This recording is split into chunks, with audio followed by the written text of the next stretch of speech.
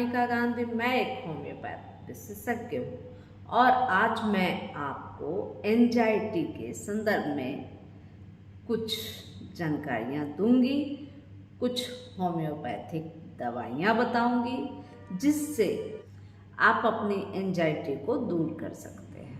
चूँकि एंजाइटी से अगर कोई व्यक्ति पीड़ित होता है तो अमूमन उस व्यक्ति को इस बात का आभास नहीं होता कि वो एंजाइटी जैसी बीमारी से पीड़ित है। एंजाइटी का ट्रीटमेंट अक्सर लोग जल्दी करने नहीं सकते क्योंकि उन्हें पता ही नहीं चल पाता कि वो एक विशेष प्रकार की जो शारीरिक मानसिक समस्या है उस समस्या से वो घिरे हुए हैं। एंजाइटी का ट्रीटमेंट अक्सर तब लोग करने आते हैं जब वह कोई एंजाइटी की वजह से कोई बड़ी बीमारी अपने शरीर में ले लेते हैं और जिससे बहुत ज़्यादा डिस्टर्ब रहते हैं, या एंजाइटी कहें जब बहुत ज़्यादा हद से ज़्यादा व्यक्ति को परेशान कर देता है, तो वैसे स्थिति में एंजाइटी के लिए लोग ट्रीटमेंट कराने जाते हैं। एंजाइटी के लिए जो मेडिसिन, जो पैथी होता है, उसमें सबसे बेहतरीन पैथी होम्योपैथी होती है, क्योंकि हमारे होम्योपैथिक में मानसिक सिम्टम के आधार पर ही दवाइयों का निर्धारण होता है। इसलिए सबसे बेहतरीन अगर कोई पद्धति है, कोई पैथी है, तो होम्योपैथी ऐसी स्थिति में उपयोग की जाती है। हमारे यहाँ मानसिक सिम्टम को ज़्यादा अहमियत देते हैं। आपके शरीर में बीमारी का नाम चाहे कुछ भी हो, लेकिन हम लोग आपकी जो मानसिक स्थिति तैयार होती है, आपके जो शारीरिक संरचना के साथ साथ मानसिक परिस्थितियों का आकलन करते हैं, आपसे बहुत सारे क्वेश्चन करते हैं और उस क्वेश्चन से हम आपकी जो मानसिक स्थिति है उसको समझने की कोशिश करते हैं। और जब मानसिक स्थिति समझ में आती है तो आपके लिए होम्योपैथिक दवा का चयन करना बहुत आसान हो जाता है। बीमारी चाहे कैंसर ही क्यों न हो, अगर आपकी मानसिक शारीरिक वह बीमारी पैदा होने के कारण सभी का अगर ज्ञात होम्योपैथिक चिकित्सक को हो जाए, संभवतः आपको एक ही दवा से पूरी की पूरी बड़ी से बड़ी बीमारी को ठीक किया जा सकता है। ऐसा भ्रम फैलाया जाता है कि होम्योपैथिक से कोई भी बीमारी जल्दी ठीक नहीं होती, लेकिन मैं ये बताना चाहूँगी कि आप जब भी बीमार पड़े, चाहे बीमारी बहुत छोटी हो, चाहे बीमारी बहुत बड़ी हो, बीमारी का नाम चाहे कुछ भी हो, या किसी अन्य जगहों पर आपने बहुत सारा इलाज कराया और वहाँ से आपको निराशा हाथ लगी, तो आप किसी अच्छे डॉक्टर के, होम्योपैथ डॉक्टर से मिलें और अपनी बीमारियों को पूरा ब्यौरा दें, अपनी मनोस्थिति का ब्यौरा दें। आपको कब कैसा महसूस होता है, आप कैसे सोशलाइज होते हैं, कैसे आप समाज के बीच में अपने आप को प्रस्तुत करते हैं, यह सब कुछ आप ब्यौरा दें, जिससे बीमारी चाहे कितनी बड़ी हो, जो कहीं भी ठीक होने की स्थिति में नहीं हुई हो, वह बीमारी भी आपको होम्योपैथिक से ठीक हो सकती है। और मैं अक्सर अपने सभी वीडियो में यह जरूर बताती हूँ कि वीडियो हम लोग अपने जो अनुभव पाया है उसके आधार पे कौन कौन सी दवाइयों से किस किस प्रकार के मरीजों को ठीक किया गया है वह बताया जाता है। लेकिन अमूमन ऐसा होता है कि वीडियो देख लिया और कुछ दवाइयाँ बाजार से खरीद कर लाया और खा लिया, तो ऐसी स्थिति में हो सकता है थोड़ा थोड़ा सिम्टम चेंज हो जाता हो और उसकी वजह से आपको वो दवाई बेहतरीन फायदा न किया हो, तो आपको हमारी बातें झूठी लगेगी, होम्योपैथी की जो पब्लिक इमेज है वो खराब होने लगेगी। इसलिए मैं अक्सर कहती हूँ कि एक अनुभवी डॉक्टर के संरक्षण से ही आप अपने दवाइयों का निर्धारण करें।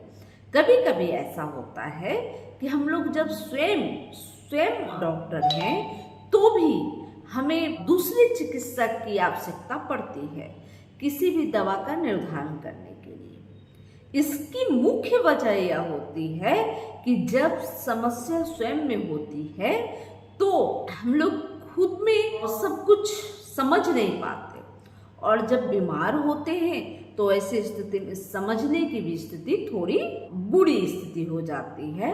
तो वैसी स्थिति में हम लोग दूसरे चिकित्सक के परामर्श के उपरांत दवा का निर्धारण करते हैं। इसलिए यह आवश्यक है कि आप किसी डॉक्टर के संरक्षण में बीमारी का ट्रीटमेंट करें और एक उचित दवा डॉक्टर के परामर्श से ले, जिससे आप संपूर्ण रूप से ठीक हो सकते हैं। चूंकि मैं बात कर रही हूँ अवसाद यानी एंजाइटी यानी घबराहट, बेचैनी, रेस्टलेस की समस्या को लेकर, तो इसकी सबसे बेहतरीन दवा एकोनाइट है। एकोनाइट में एंजाइटी के साथ साथ रेस्टलेस बहुत होती है। एकोनाइट का जो व्यक्ति होता है उसे बहुत ज़्यादा घबराहट होती है, बहुत ज़्यादा जल्दबाजी होती है और जल्दबाजी में बहुत गड़बड़ हो जाता है, यानी कि कुछ दुर्घटना भी हो सकती है। जैसे एकोनाइट का जो मरीज होता है बहुत हर कामों में जल्दी करता है, जल्दी जल्दी चलता है तो ठोकर खा के गिर सकते हैं, जल्दी जल्दी स्कूटी स्टार्ट किया और कहीं निकल गए, और सामने से कोई भी पशु सड़कों के किनारे दिख गए तो घबरा गया, या कोई उधर से गाड़ी आ रही है सामने से तो घबरा गया। तो इस तरह से एकोनाइट का मरीज होता है। एकोनाइट का मरीज में रेस्टलेस बहुत, बेचैनी बहुत ज़्यादा होती है और यह एक्यूट एंजाइटी में बहुत अच्छा वर्क करता है। अगर थोड़ी सी भी चोट लग गई और दर्द है तो उसे इतना घबराहट होता है कि उसे लगता है कि कहीं मैं मर तो नहीं जाऊं, कहीं यह चोट कोई गंभीर समस्या तो नहीं दे सकता है। इस तरह का फील करता है एकोनाइट का मरीज, और ऐसे मरीज को घबराहट के समय बहुत ज़्यादा पसीना आने लगता है, बहुत ज़्यादा पैल्पिटेशन भी बढ़ता है, प्यास भी लगते हैं और बेचैन सा हो जाता है, और उसे लगता है अगर कुछ भी हुआ है तो उसे जल्दी ठीक हो जाए, इस तरह का फील होता है। तो वैसी स्थिति में एकोनाइट बहुत अच्छा कार्य करता है। याद रखें, ऐसे जो एकोनाइट के मरीज होते हैं बहुत ज़्यादा अकबक्की, जिसे बोलते हैं आम बोलचाल की भाषा में, बहुत बेचैनी, रेस्टलेस और एंजाइटी फील करता है, हमेशा एक छोटे से समस्या को एक बड़ा समस्या समझ लेता है। तो ऐसी स्थिति में एकोनाइट बेहतरीन कार्य करता है। इसके अलावे अर्जेंटम नाइट्रिकम एक ऐसी दवा है, एंजाइटी का नाम आए और होम्योपैथिक जगत में अर्जेंटम का ख्याल ना आए, ऐसा हो नहीं सकता। अर्जेंटम एंजाइटी की एक बहुत बड़ी दवा है। बहुत बड़ी दवा है का मतलब यह हुआ कि ये विभिन्न प्रकार की एंजाइटी में बहुत अच्छा कार्य करता है। इसकी जो एंजाइटी होती है, व्यक्ति निगेटिव इमेजिंग करता है या ओवर थिंकिंग कर सकते हैं, नेगेटिव थिंकिंग कर सकते हैं, जैसे अक्सर कल्पना बहुत करता है, जिसे इमेजिंग यानी कि हिंदी में जिसे कल्पना बोल सकते हैं। कल्पनाशील व्यक्ति होता है, जैसे सकरी गलियों में जा रहा हो और दोनों साइड घर बने हों तो उन्हें ऐसा महसूस होता है, ऐसा वो फील करता है, इमेजिन करता है कि दोनों तरफ के जो दीवार है उसके शरीर पे गिर जाएंगे। जब वो ऊंची जगह पर उपस्थित होता है, यानी कि 2 मंजिले 4 मंजिले पर अगर वो गया हो और जब वो नीचे झांकता हो तो उसे एक इमेजिंग वो करने लगता है, अगर मैं कूद जाऊंगा तो क्या होगा, कहीं मैं गिर गया तो कैसा होगा, मैं तो मर जाऊंगा। मतलब बिल्कुल इस तरह का इमेजिंग, यानी कि जो अर्जेंटम नाइटिकम का रोगी है उसके अंदर इमेजिंग करने की प्रक्रिया बहुत होती है। अक्सर निगेटिव इमेजिंग करता है, हमेशा गलत गलत इमेजिंग करता है। अगर उसे मामूली से सर्दी भी हो जाए तो हमेशा ये इमेजिंग करेगा कहीं ये सर्दी बहुत बड़ी बीमारी तो नहीं है। मान लिया कि कभी कहीं यूट्यूब में देख लिया या कहीं आप कह सकते हैं कहीं न्यूज़पेपर में पढ़ लिया, कहीं लिखा हो कि कैंसर का ये सिम्टम होता है, जैसे उसमें थकावट होता है, सर्दी खांसी होती है, बुखार होता है वगैरह वगैरह, इस तरह का कहीं एक कॉलम पढ़ लिया और उसे सर्दी हुई तो उसको ऐसा फील होने लगता है कहीं ये कैंसर तो नहीं है, कहीं ये बहुत बड़ी समस्या तो नहीं है। तो इस तरह के जो इमेजिंग करते हैं उन लोगों के लिए अर्जेंटम नाइटिकम बेहतरीन है। और इसकी खास सिम्टम यह है कि जब कहीं जाना हो, सफ़र में निकलना हो तो ऐसे नॉर्मल रहते हैं, और जब सफ़र में निकलने की तैयारी चल रही होती है उस समय वो व्यक्ति बार बार बाथरूम की तरफ भागता है। और यह समस्या मैं समझती हूँ कि बहुत सारे लोगों को होती है। ऐसी समस्या लेकर हमारे पास बहुत सारे आए दिन लोग मिलते हैं।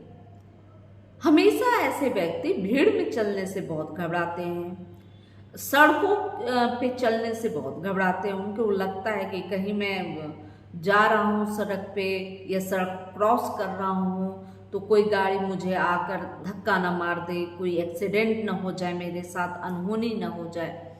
इस तरह की बहुत तरह का सोच इमेजिंग करता है, कल्पना करता है व्यक्ति। और कभी कभी ऐसा है कि जब व्यक्ति किसी ऊंची बिल्डिंग, किसी ऊंचे जगह के नीचे खड़ा हो, ऊपर देखता है तो भी चक्कर आता है।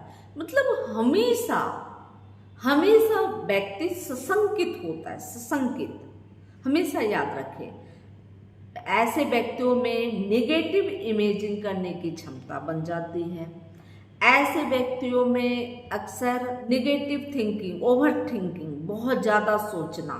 जैसे एक माँ है, अगर उसके बच्चे घर से बाहर निकल रहे होते हैं तो उसे घबराहट होती है कहीं बच्चे का एक्सीडेंट तो नहीं हो जाएगा।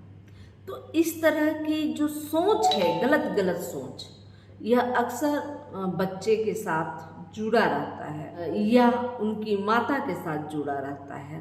तो यह उनके लिए अर्जेंटम नाइटिकम बेहतरीन है। वकील हूँ या टीचर हूँ या गायक हूँ, सिंगर, या किसी तरह के वक्ता, या आप पॉलिटिशियन हो, आप नेताजी हो और आपको स्पीच देना है, आपको कोई से प्रोग्राम में शामिल होना है, या आप स्टूडेंट हैं तो स्कूल जाना है, या आपका एग्जाम में शामिल होना है, तो इन कंडीशन में बहुत ज़्यादा घबराहट होती है और व्यक्ति बाथरूम को भागता है। अब ऐसा नहीं है कि उन्हें सिर्फ दस्त ही लग रहे हैं, ऐसे लोगों को दस्त भी हो सकता है, कुछ लोगों को यूरिनेशन के लिए जाना पड़ता है, कुछ लोगों को वोमिटिंग होना शुरू हो जाता है, उल्टियाँ आने लगती है, घबराहट फीलिंग होने लगता है, बहुत ज़्यादा उनको पैल्पिटेशन होने लगता है।